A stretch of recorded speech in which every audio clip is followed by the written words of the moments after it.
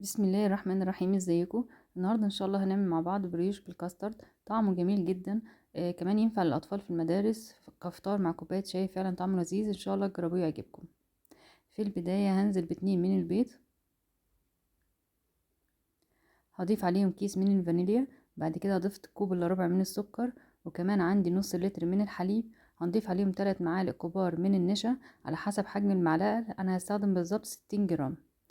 بعد كده هناخدهم على البوتاجاز وهنفضل نقلب لحد ما يتقل معانا.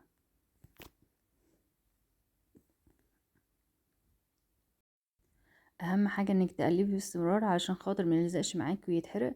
بعد كده هفضيه في البول عندي وهنغطيه بمغلف الطعام، وهنسيبه لمده نص ساعه لحد ما يبرد تماما.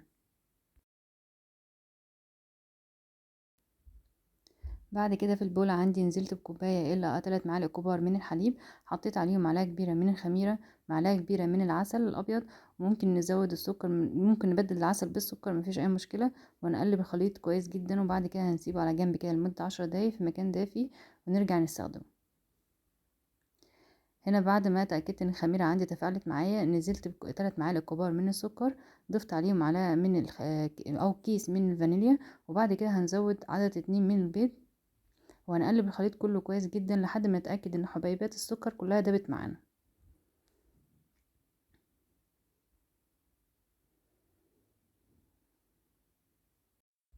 بعد كده هنضيف الدقيق بتاعنا. طبعا انا الدقيق نخلته قبل ما استخدمه.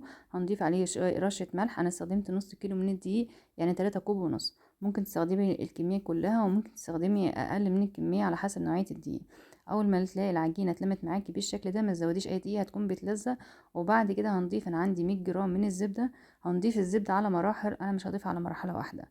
ومع كل مرحلة هنبدأ نعجن لحد ما الزبدة تختفي معانا، ونزود الزبدة لحد ما نخلص كل الكمية اللي عندنا.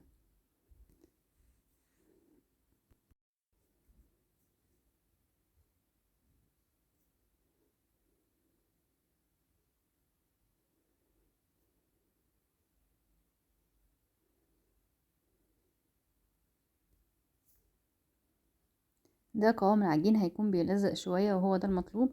بعد كده هننزله بقى في البولة بتاعتنا، وهنسيبه من ساعتين ل3 ساعات، على حسب حرارة المكان اللي هو فيه. اول ما تلاقي ان العجين تضاعف معاكي، خلاص نرجع نستخدمه. هنا انا بالظبط العجين عندي اخد معايا ساعتين على ما تضاعف الحجم بتاعه. بعد كده هنرجع نفضيه على الترابيزة عندنا. ممكن نرش رشة دقيق خفيفة، وممكن نستخدم كده، مفيش اي مشكلة. بعد كده هنرجع نقطعه. انا بالظبط عملت من الكمية اللي عندي 10 كور.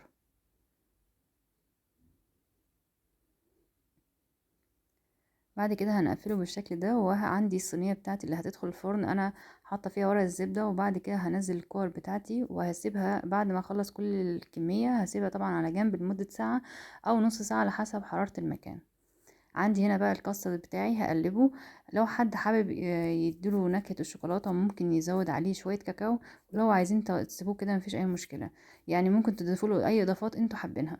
بعد كده انا ضربته بالمضرب اليدوي، وهفضيه في كيس الحلواني لوقت الاستخدام.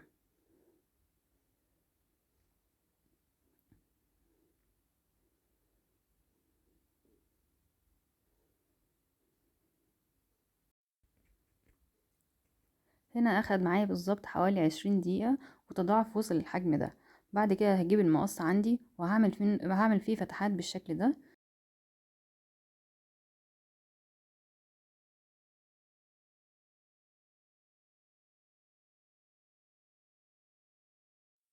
هنوزع الكاستر عندنا بالشكل ده. طبعا نحط الكمية اللي احنا شايفينها مناسبة، حتى لو خرج منك بره مفيش اي مشكلة. وفي خلال الفترة دي عندي الفرن شغال على درجة حرارة 170.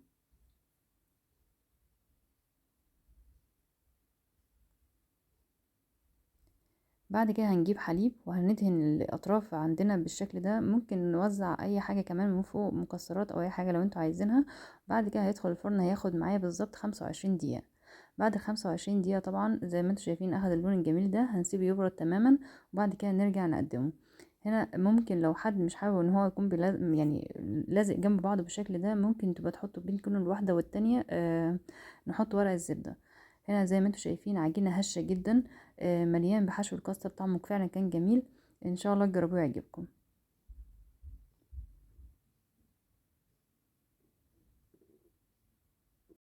دي كانت وصفة النهاردة معانا، بتمنى تكون نالت اعجاب حضراتكم، وان شاء الله استنوني في فيديو جديد بوصفة جديدة.